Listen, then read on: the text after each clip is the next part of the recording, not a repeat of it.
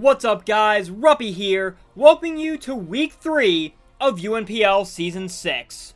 Last week, the Owl House edition of our Columbus Swoo roster got on the board with our first win of the season, after a hard-fought win over Arts. His bulk certainly provided a challenge, and his gouging fire threatened us late, but there's a reason Luce the Holucha is the guiding light of our team, as she learned from the ancient Paradox Beast and used that power to open the holes we needed to secure the victory. For week 3, I find myself facing a coach that I have not crossed paths with yet, despite us goth being in this very league together for several seasons now. This week we face off with the Philadelphia Pinsirs, coached by GoldynGuy. Goldyn may be 0-2 at the moment, but he has a roster that could certainly turn all of that around if we're not careful. Terapagos is an irritating tank to break through thanks to its Tera shell ability and versatility. Meowscarada provides a fast nuisance that could pick us apart and pivot around to its heart's desire. Spectrier is a spooky horse I am all too familiar with that could snowball if we let it. And Klefki and Thundurus can provide prankster shenanigans that could cut off our magic. Thundurus is also one of his Tera captains, alongside Lapras. So I need to be mindful of what they could bring to the table with that extra power. All of that said, I realized something when I first looked at this roster. There's one mon on this team that looks absolutely incredible, even despite some of the disadvantages it should have on paper. So, I think it's finally time to bring our young titan, King, off the bench. Make no mistake, Zamazenta-Crowned is an absolute nightmare for Goldyn to break through, especially with some special bulk investment on top of HP. The old Iron Press combo allows for Zamazenta to easily power through even mons that would normally resist, like Talonflame, Dragalge, and Thundurus prior to Tera. Not to mention, with enough boosts, it can potentially do over half on what would technically be a resisted hit to a Terapagos with Tera Shell still active. I have Heavy Slam as Steel Stab and a means of hitting Spectrier, and Psychic Fangs is there to shatter any potential screens from Klefki in case he tries to pull that, knowing what Zamazenta could do. I'm honestly really excited to finally give King a chance to shine, and hopefully show what Zamazenta's Crowned form is capable of. Of course, one of Zama's biggest problems is the potential for Donphan to come in and Earthquake it, along with a lack of passive recovery a set like this should have. For that, we're also bringing Willow off the bench. Rillaboom is primarily a utility set for this game, with Grassy Glide having priority in grassy terrain, Knockoff to get rid of items, U-turn for pivoting, and I threw high horsepower on there to threaten the likes of Klefki and Dragalge. I have just enough speed that, even with an adamant nature, Willow will always outrun a max speed Lapras with a speed boosting nature, allowing Grassy Glide to out-prioritize something like an Ice Shard from it if need be. Willow's also geared up with protective pads to avoid any potential burns from Flame Body Talonflame, since Rillaboom easily lures that bird in, and I know Goldyn will want to defog away my terrain ASAP, especially if he sees what else I brought. Before we get to that, however, let's discuss someone Willow knows and trusts quite well, that being Hunter. This is pretty much the exact same set as last week, right down to the EV spread, with one notable difference. Our Golden Guard is rocking a Choice Scarf this week instead of Choice Specs, allowing him to always outrun even a Scarf Spectrier and threaten it with a Shadow Ball. Flamethrowers for Meowscarada pre-Protean, and to potentially catch Klefki. U-turn adds to my pivoting momentum, and I also have enough speed to make sure I can outrun most Rock Polish variants of Terapagos. Unless Goldyn heavily invests in speed, which has the trade-off of leaving him with less bulk for me to have to power through. Now, let's turn our Light Glyph spotlight to the star of last week's game, Luce. Considering I'm bringing Rillaboom this week, you'd probably be expecting me to run the tried and true Grassy Seed Unburdened set. It was tempting, not gonna lie. But I had a bit more of a creative idea in mind. So instead, I'm running Mold Breaker, which allows Luce to completely ignore Tera Shell and become an instant threat to Terapagos, along with another Choice Scarf, so Holucha can, even with an adamant nature, still outrun Goldyn's entire team barring Scarfers. Close Combat and Brave Bird or Strong Stab, U-turn adds to my plan of constant pivoting to chip things down and get in a position for Zamazenta to do its thing, and I threw Rock Slide on there to scare Talonflame. I'm also running Tera Electric to both better handle Thundurus and take potential Gale Wings Brave Birds from Talonflame better. but to also make Hawlucha immune to Prankster Thunder Waves, so Luz can continue to shine like the beacon of hope she's always been for the Demon Realm. Of course, Spectrier and Terapagos can still be potential problems if I'd let them start gaining momentum, so I'm bringing Skara with his Assault Vest to address that problem. For the most part, this is the exact same set as my Week 1 game with Jakib, because it works just as well here for slowing down those two threats before firing back with strong stab hits in Surf and Moonblast.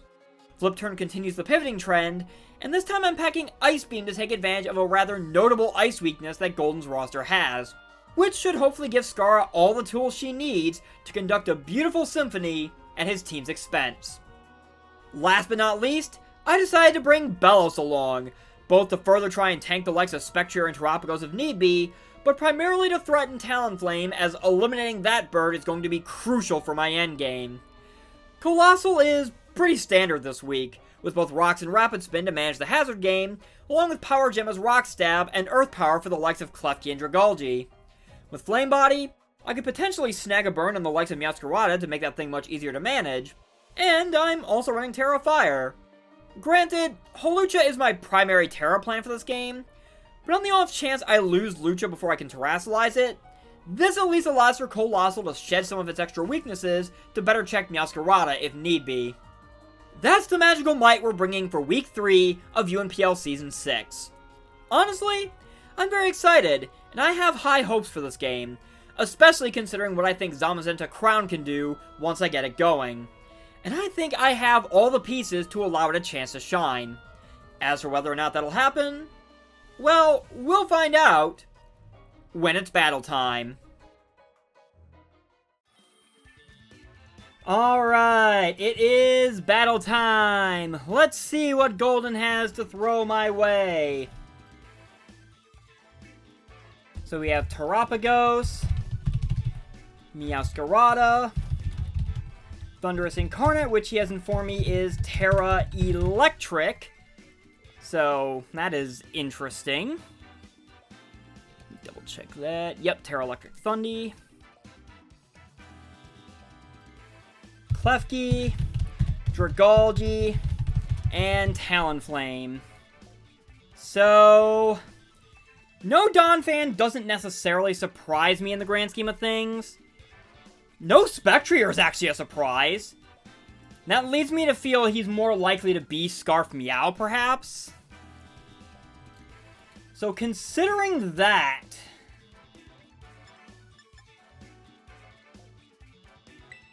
I think Hunter's going to be my play. I can U-turn out on whatever he wants to lead with. If he leads Klefki, I can just flat switch to avoid a potential paralysis. And we can go from there. Yeah, Scarf Hunter U-turn feels like the play. So, we will see how this plays out. Good luck, have fun, Goldyn. And let's see. Also, be sure to check out his side of the battle. Give him a like and a sub. I should not forget that. My opponents deserve the courtesy. And let's see if we can make some magic happen. As he is going to lead with the Meowscarada. Somehow that does not surprise me. I would not be surprised if he was Scarf Meow, which I do outrun. I made sure to benchmark for Scarf Spectrier, actually. If he is Scarf Sucker Punch, he does not OHKO me. He would have to be... What does Life Orb Sucker Punch do if he's that by chance? Yeah, he would have to be Life Orb or... He'd have to be either Life Orb... Oh. Communication issue. Okay. So I guess we will, be right back.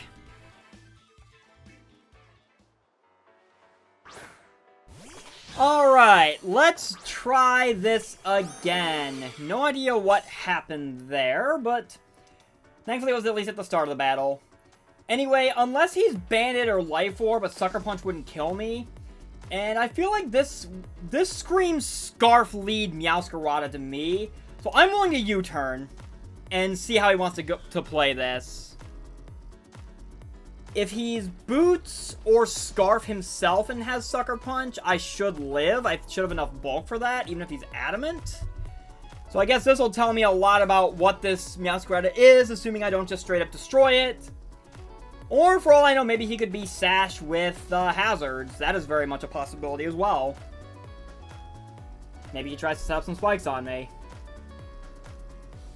I mean, with... I do outrun. He is Sash. Good to know.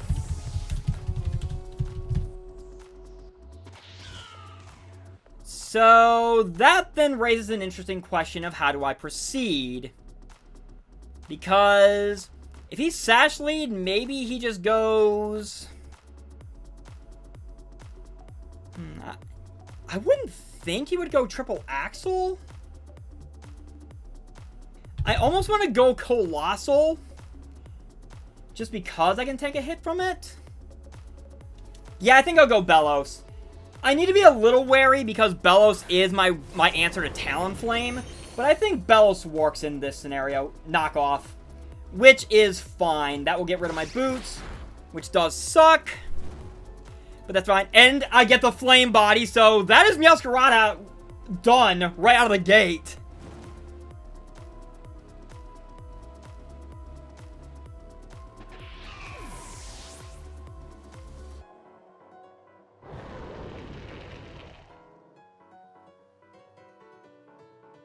I will gladly take Meowscarada being gone right away.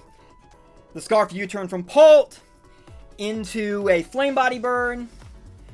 I mean, I would have probably just fired off an Earth Power or a Power Gem or something to have picked it off anyway. So I guess it's not that big a deal, but Meow being gone is definitely nice, because that was a potential issue that's off the table now. Granted, unless it had, like, low kick, I don't think it would have been able to threaten Zama. But I guess we'll... I guess it doesn't matter now. Me being without my Boots kind of sucks, but... oh, he's going to Terapagos now. So we're wasting no time with this. Interesting. I almost kind of just want to go straight to Loose.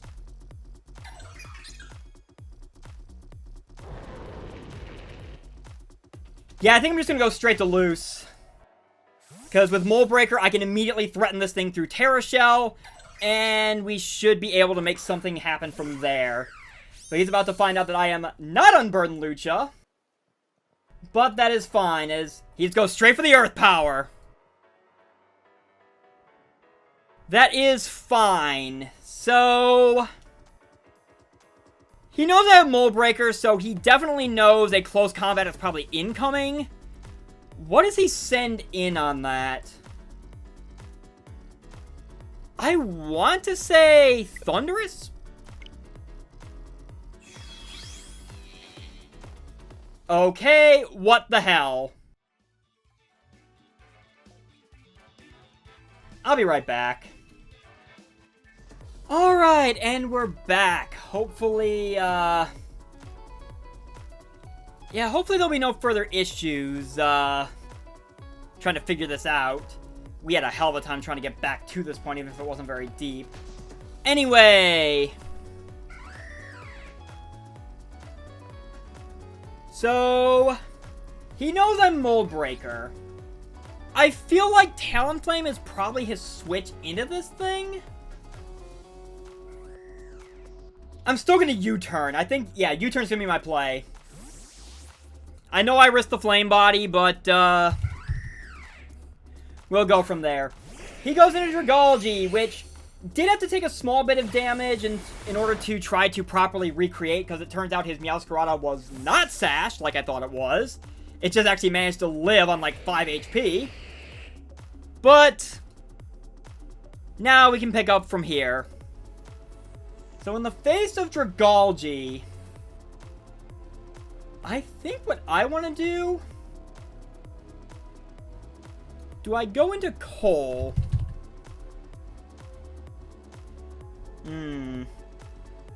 Part of me really wants to. Part of me also wants to go into Skara. I think I'll go into Skara.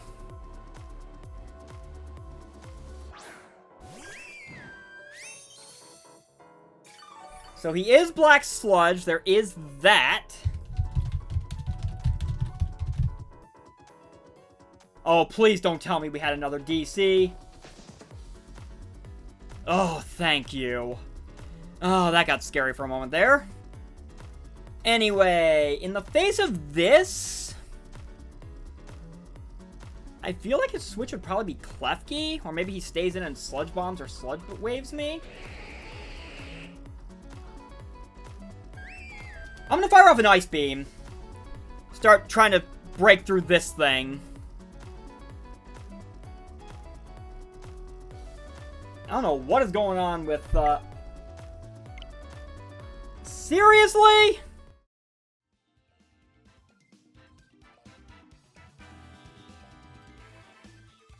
This is starting to get really frustrating now. I'll be right back again. Alright. So, after a ton of DCs, still have no idea what on earth happened there. I was still connected to the internet on my end. Goldyn was still connected on his end. I don't know if there was some sort of weird server issue that just happened to be going on at the time we tried to play our game that kept knocking us off. Hard to say, but inevitably we just decided to switch to Showdown to try to get things done. I've gone ahead and skipped ahead in the battle to the point where we basically picked up live again, which was with Primarina in front of Dragalge. That is the farthest we got before our last DC. We actually tried one more attempt on Wi-Fi after that one, and yeah, we DC'd during the team select, which I don't think I've ever had happen before. But let's just go ahead and get this battle back underway. You probably also noticed that this is a replay, and I'm doing this post-com. There's a reason for that, but you'll see soon enough. I kind of wanted to just focus. I didn't want to mess around with the whole Showdown setup to delay the game any longer. I just figured I'll just do the replay, post-comment after the fact, and we can go from there, figure out a way to make it work. So that is where we are at. Probably a good thing I did post-com too, but we'll get back to that. So anyway, getting back into the battle, from the live point, I proceed to fire off an Ice Beam on Dragalge as he hits me with a Sludge Wave. It does a lot, but I am AV Skara, so she can definitely take it. Another attempt at an Ice Beam to pick this thing off, and it proceeds to Protect on me, so it gets more Black Sludge recovery, which is fine. I fire off another Ice Beam because I figure there's nothing that really wants to take it aside from Klefki, which would probably be the switch in anyway, which just still takes a decent chunk from it. And this is where things kind of start to fall apart. My carefully crafted plan. I flip turn out as he proceeds to set up a Calm Mind on me.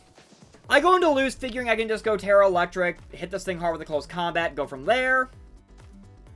And then Goldyn reveals Iron Defense. He is an Iron Defense Calm Mind Klefki. And I was warned about this set when I prepped for this game. I didn't heed the warning because it was such a potentially niche set that we ultimately figured, you know, maybe it won't come. Maybe he'll just go screens or something. And lo and behold, here I am kind of paying the price for it. As he gets up to +2 on Calm Minds, he starts Iron Defensing up. I Iron Defense up with King right alongside him after I get loose out of there.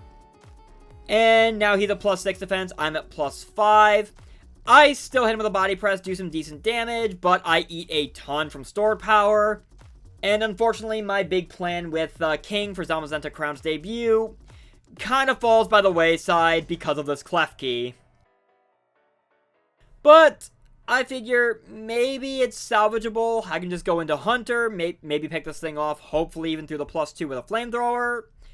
Not quite, unfortunately, and I proceed to take a huge bit of damage from Draining Kiss. And Klefki is pretty much in position to kind of... yeah, I think you can see where this is going. I Flamethrower again, Hunter goes down to another Draining Kiss, this Klefki is decently healthy again and still recovering because of leftovers.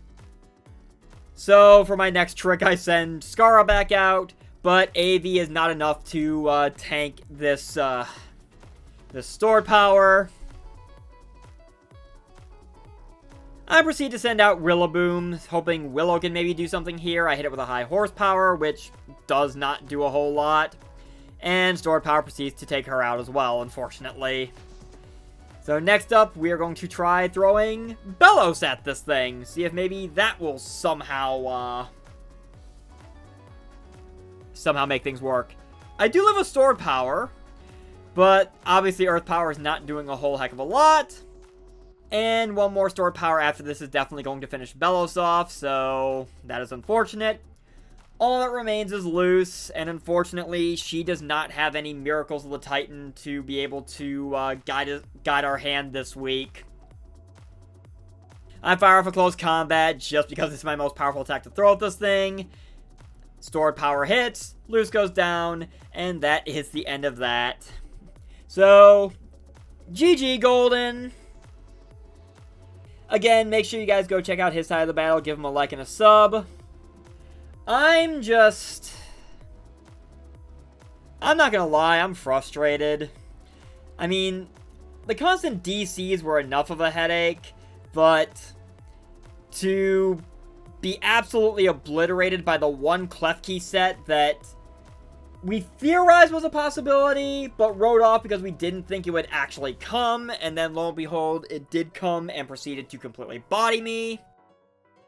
Yeah, that's not a good feeling. This game left a really bad taste in my mouth. It's not Goldyn's fault. I can't fault him for his prep because, obviously, judging by how the battle played out, this Klefki set was phenomenal into me, and I really should have considered something to shut this thing down. But it is what it is. That's just how it ended up playing out. But that said, thank you guys so very much for watching. I apologize this video was such a mess from start to finish. Not much I could really do about how everything ultimately played out, from the battle itself to the constant DCs and having to turn to Showdown to try to somehow salvage it. But I hope you guys enjoyed all the same. So, I had originally ended this with my usual outro, saying I would see you guys next week, etc., etc. But I feel there's a little more we actually need to discuss here. In the wake of that battle, I think it's become painfully clear that my team is missing a few things. I thought overall it was good enough to be able to forge ahead and we could make some magic happen. But clearly, I'm gonna need to change a few tricks up my sleeve if I'm going to make this work and turn things around now that I have found myself in a pretty deep hole because of a Klefki of all things. So, I have actually proceeded in the wake of this game to make a couple transactions, and I would rather talk about them now as opposed to saving them for next week, just so we can get this out of the way. Now, before you guys start worrying, let me reassure you. Yes, I did lose pretty big during week 3 last season, and that is where an avalanche of transactions ended up happening as a result. Don't worry, I did not make a whole bunch of transactions this time around. It's a lot more manageable, and I think it ultimately is going to benefit our team a lot more. So first off, I ended up dropping Galvantula, Salazzle, and Trapinch. So farewell to Kikimora, Hootie, and Amity. Now, before Luce gets mad at me that I released her Sweet Potato, let me reassure you that Salazzle may be gone, but Amity is not. She's simply going to be taking on a new form, which leads to the first of my pickups, Overquill. Overquill honestly gives me a lot that Salazzle just could not. True, I do lose out on Corrosion, but in exchange, I get Intimidate, which is definitely going to be helpful in further setting up Zamazenta-Crowned going forward. Overquill's ground weakness being one of its only weaknesses is mitigated by the grassy terrain. I still have toxic spikes, I can still toxic things. I have swift swim if I ever want to set rain, which could be interesting and beneficial to me. Honestly, Overquill gives me a lot of utility that Salazzle just could not, as amazing as Salazzle was.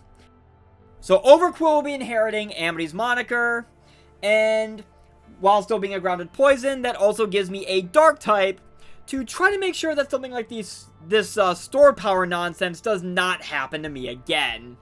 Because, yeah, I've learned the hard way that Psychic is a hole I do need to fix. Now, while we still have Amity, just in a new form, what replaces Kikimora the Galvantula and Hootie the Trapinch, you ask? Well, that leads to my second and final pickup, Magnezone, who I will be giving the moniker of Camila, that being Luce's mom. Honestly, Magnezone helps out a lot with some of the issues that were still left over even picking up Overquill. I have a Steel type that can actually resist Fairy now. Another quad ground weakness that is mitigated by grassy terrain. Magnezone has some fantastic abilities, some great bulk. That's basically the big thing here. I've gotten rid of some of the speed I possessed, but I think the bulk I'm given with Magnezone and Overquill, along with their respective abilities, and the extra resist they provide me that I did not have before, is ultimately going to be a lot more beneficial to my team in the long run, to make sure that things like what happened in this game with Goldyn do not happen again. So, we will see how it plays out starting next week, but I wanted to lay out these transactions now just because, why not? This video's been enough of a mess as it is. This will help add a little more substance to it, and saves me from having to go into elaborate detail on it for next week. So, with that said, thank you guys so very much for watching. I've been Ruppy, and my soon-to-be new and improved Owl House edition of the Columbus Swoo, and myself, we'll see you guys next week, where we will hopefully be able to bounce back and get things back on track again. Take care, guys.